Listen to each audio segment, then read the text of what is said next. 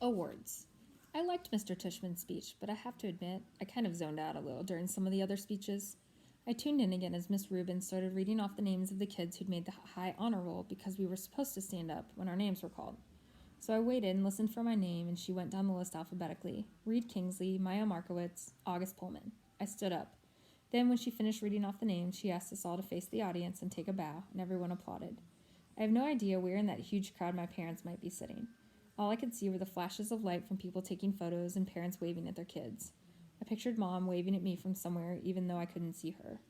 Then Mr. Tishman came back to the podium to present the medals for academic excellence, and Jack was right. Jimena Chin won the gold medal for overall academic excellence in the 5th grade.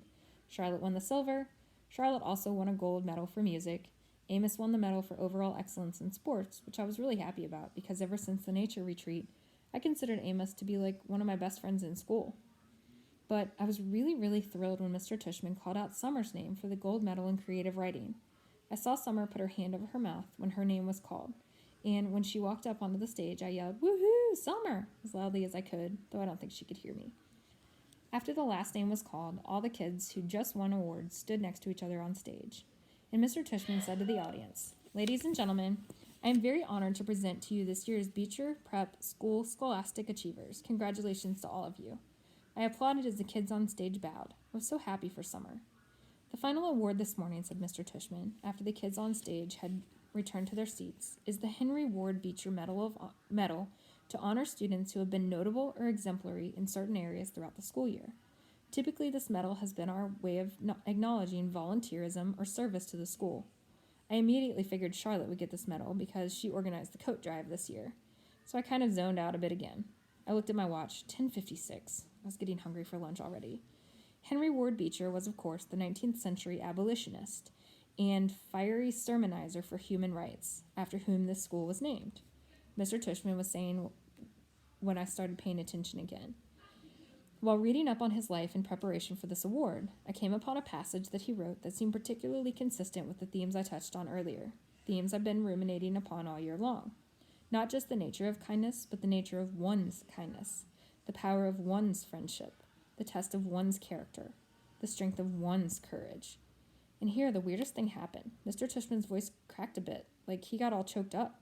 He actually cleared his throat and took a big sip of water. I started paying attention, for real now, to what he was saying. "The strength of one's courage," he repeated quietly, nodding and smiling. He held up his right hand like he was counting off. Courage, kindness, friendship, character. These are the qualities that define us as human beings and propel us, on occasion, to greatness. And this is what the Henry Ward Beecher Medal is about, recognizing greatness. But how do we do that? How do we measure something like greatness? Again, there's no yardstick for that kind of thing. How do we even define it?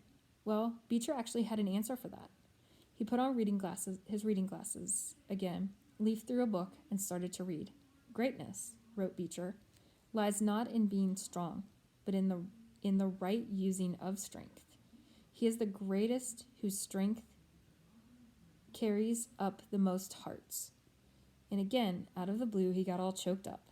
He put his 2 index fingers over his mouth for a second before continuing. "He is the greatest," he finally continued, "whose strength carries up the most hearts by the attraction of his own." Without further ado, this year I am very proud to award the Henry Ward Beecher Medal to the student whose quiet strength has carried up the most hearts. So will August Pullman please come up to receive his award? Floating. People started applauding before Mr. Tishman's words actually registered to my brain.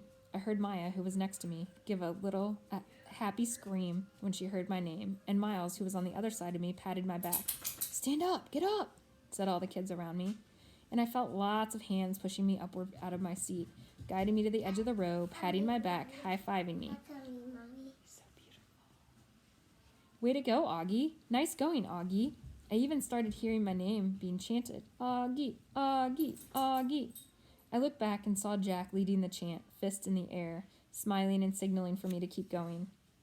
And Amos shouting through his hands, "Woohoo, little dude." Then I saw Summer smiling as I walked past her row, and when she saw me look at her, she gave me a secret little thumbs up and mouthed a silent, "Cool beans" to me. I laughed and shook my head like I couldn't believe it. I really couldn't believe it. I think I was smiling. Maybe I was beaming. I don't know. As I walked up the aisle toward the stage, all I saw was a blur of happy, bright faces looking at me and hands clapping for me. And I heard people yelling things out at me. "You deserve it, Augie. Good for you, Augie." I saw all my teachers in the aisle seats, Mr. Brown, Miss Petosa, and Mr. Roche, and Miss Atanabi, and Nurse Molly, and all the others, and they were cheering for me, woo-hooing and whistling. I felt like I was floating. It was so weird. Like the sun was shining full force on my face and the wind was blowing. As I got closer to the stage, I saw Miss Rubin waving at me in the front row. And then next to her was Mrs. G, who was crying hysterically, a happy crying, smiling and clapping the whole time.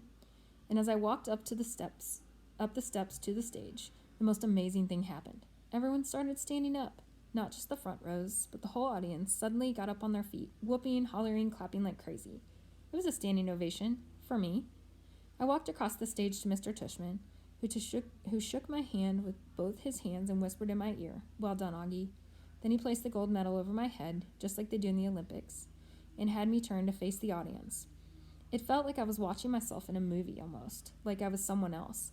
It was like that last scene in Star Wars Episode 4, A New Hope, when Luke Skywalker, Han Solo, and Chewbacca were being applauded for destroying the Death Star.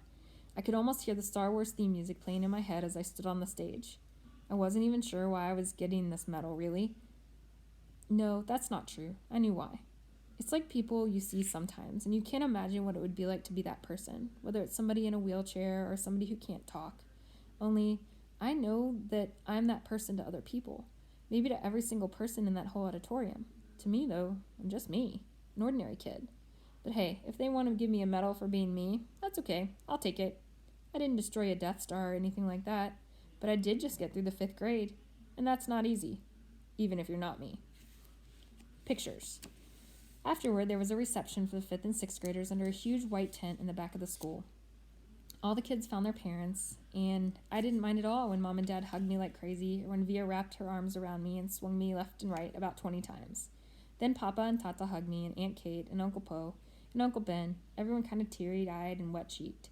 But Miranda was the funniest. She was crying more than anyone and squeezed me so tight that Via had to practically pry her off of me, which made them both laugh. Everyone started taking pictures of me and pulling out their flips, and then Dad got me, Summer, and Jack together for a group shot. We put our arms around each other's shoulders, and for the first time I can remember, I wasn't even thinking about my face. I was just smiling a big, fat, happy smile for all the different cameras clicking away from me. Flash, flash, click, click. Smiling away as Jack's parents and Summer's mom started clicking. Then Reed and Maya came over. Flash, flash, click, click. And then Charlotte came over and asked if she could take a picture with us, and we were like, sure, of course. And then Charlotte's parents were snapping away at our little group along with everyone else's parents. And the next thing I knew, the 2 Maxes had come over, and Henry and Miles and Savannah. Then Amos came over, and Jimena. And we were all in this big, tight huddle as parents clicked away like we were on a red carpet somewhere. Luca, Isaiah, Nino, Pablo, Tristan, Ellie. I lost track of who else came over. Everybody, practically. All I knew for sure is that we were all laughing and squeezing in tight against each other, and no one seemed to care if it was my face that was next to theirs or not. In fact, and I don't mean to brag here, but it kind of felt like everyone wanted to get close to me. The walk home.